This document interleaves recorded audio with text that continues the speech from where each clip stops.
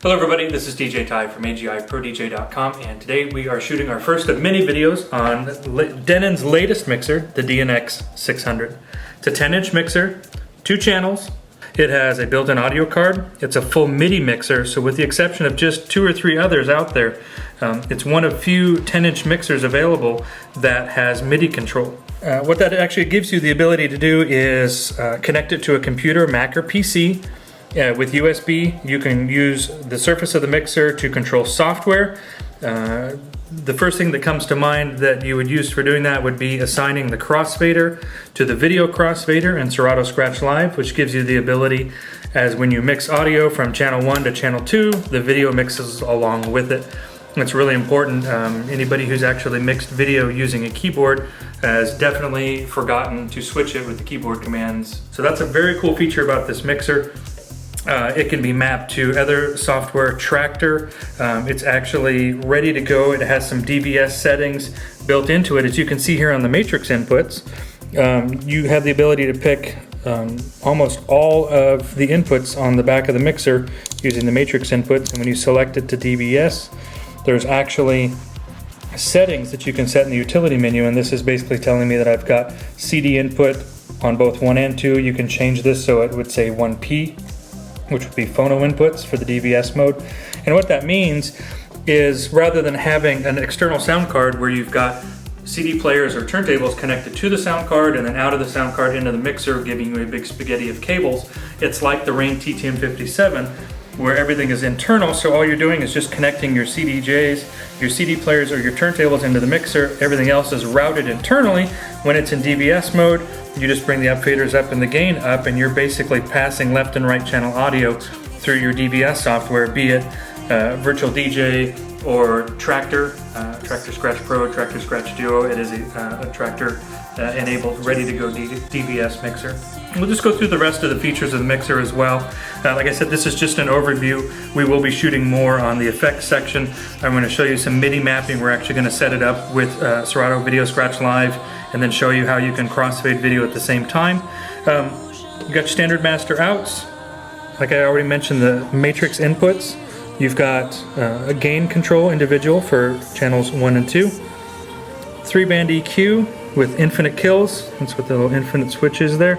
A lot of people are looking for mixers that have infinite kill EQs on them. Some of the older style mixers don't. This being one of the new generation definitely includes that feature as well. It actually has a send and return in it, so that you have an external effects processor. You can use the effects, these two right here, as a send and return, and these are actually customizable inputs and outputs. This selector switch right here is A or B. The A setting would make this set of RCAs the booth out. On the B setting, it makes it the effects send. And this actually, on the A setting, becomes an auxiliary input, which you can route through channel 2 on the mixer.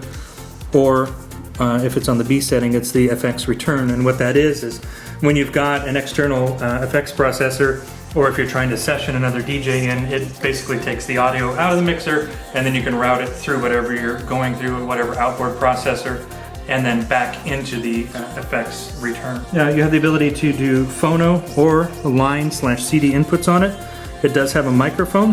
The mic is also shared with this aux1 input over here, so technically you can actually have 3 sources going on this mixer at once. Fader starts for channels 1 and 2. Those are available here. For those of you who don't know what fader start is, it's a single 1/8-inch cable that connects from your CDJ to your mixer. So when you move the crossfader or you move the upfader, depending on what the settings are on the mixer, your sound starts. It's a very handy feature if you're doing a cocktail hour or a dinner hour and you're wanting to make it as simple as possible. You're not doing mixing, or even if you want basically an extra hand, because when you move that crossfader, it's going to start to playback at the same time, and that eliminates the you having to actually go down and physically press the play button. It does have balanced outputs, XLR outs, as well as a set of RCA outs as well, hardwired power cord, protected power switch. You also have the ability to set the master output to mono, which is really nice if you happen to be running a PA system that is all mono out rather than missing one channel of audio. You can just set it to mono, come out of the right hand side, and then you're getting basically a mixture of left and right audio out. Front of the mixer, headphone jacks up here. You have the ability to enable fader start for both channel faders, meaning that when you push the fader up, it starts the track, or crossfader, when you move it over, it starts and stops your track. It also has a standby mode on it. After 8 hours of no audio passing through the mixer, it goes to sleep. You can turn that feature on or off, and then you just push this. It's kind of like a soft restart for the mixer. You also have the ability to modify the torque settings of the flex fader, the flex crossfader that's built into this mixer. It's a little rubber cap you pop off. Be real careful. It's super sensitive, so don't over tighten it, don't over loosen it. You actually could damage the mixer. Like I said, regular up faders, you can cue your master as well as the left and right. So there's an ability to switch back and forth between that. Like I'd mentioned, there is a mic 1. It's shared with this aux 1 input. It's nice and handy. So like I said, you can actually have 3 audio sources, 2 going through here and then the mic, or a third if you select aux 1. It has Denon's ducking feature for the mic input, which essentially drops the volume down so you can hear your voice over it, but it doesn't make it to the point where it's obnoxious and it sounds like all the audio is disappearing.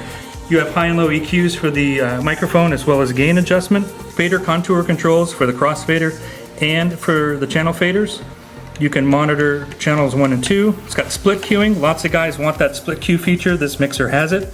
And then headphone gain level. And then this is the effects section. This is your booth out is right here. Like I mentioned, master's over here. This is your separate booth control if you're spinning in a loud environment and you need to have a separate set of speakers so you can actually hear your mix. That's your gain for that. It's got a whole bunch of effects built into it. Reverb, flanger, echo, delay. It's got looping. It's got their beat breaker feature, which is actually a great feature. Filter, and then the scratch feature as well. You can control the frequency of the effect.